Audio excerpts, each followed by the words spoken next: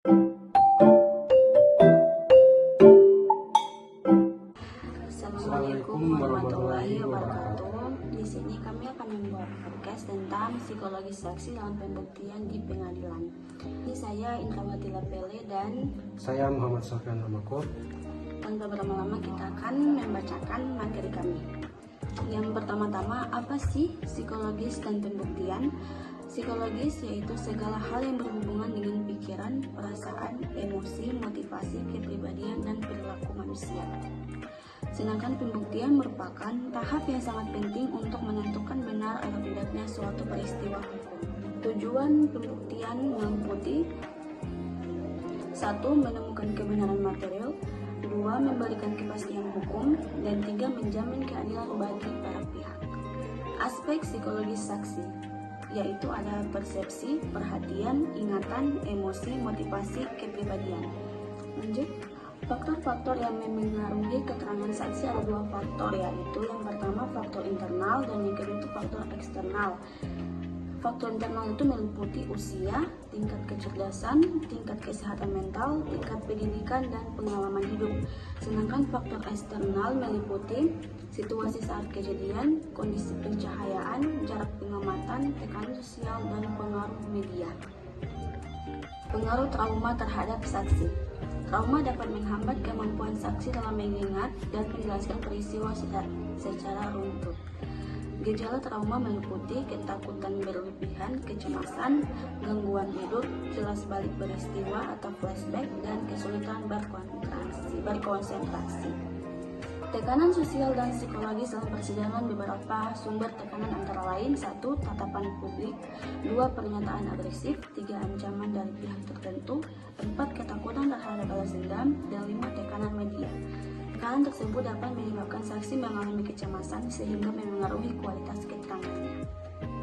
Baik, saya akan melanjutkan materi podcast ini, mulai dari pemeriksaan saksi. Dalam perspektif psikologi, pemeriksaan saksi harus memperhatikan kondisi psikologis individu, yaitu dengan tidak mengintimidasi saksi, kemudian menghindari pertanyaan sugestif, memberikan kesempatan menjawab secara bebas, dan memastikan kondisi mental saksi dengan sangat stabil.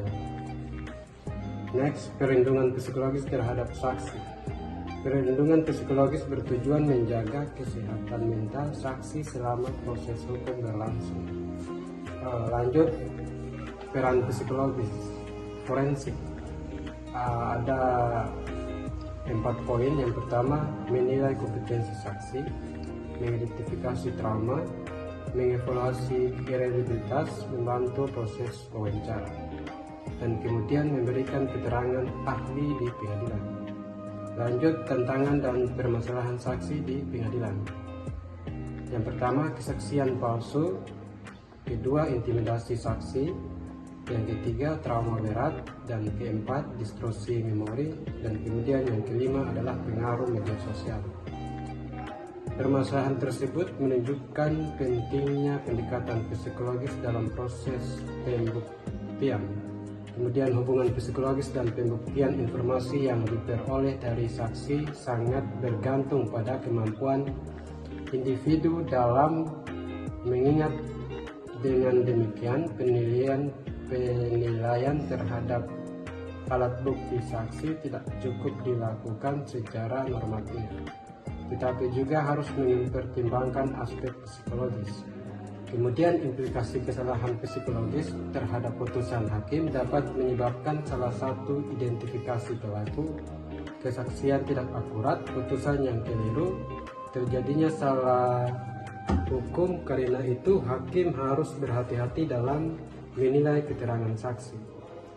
Kemudian lanjut, beberapa upaya yang dapat dilakukan dalam peningkatan akurasi kesaksian. Itu ada 5. Yang pertama, pelatihan bagi aparat penegak hukum, dan yang kedua, penggunaan metode wawancara kognitif, yang ketiga, pendampingan psikologis, kemudian yang keempat, perlindungan saksi, kelima, pemanfaatan psikologis forensik.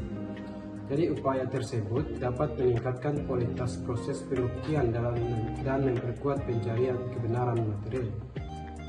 Ya, baik itu saja.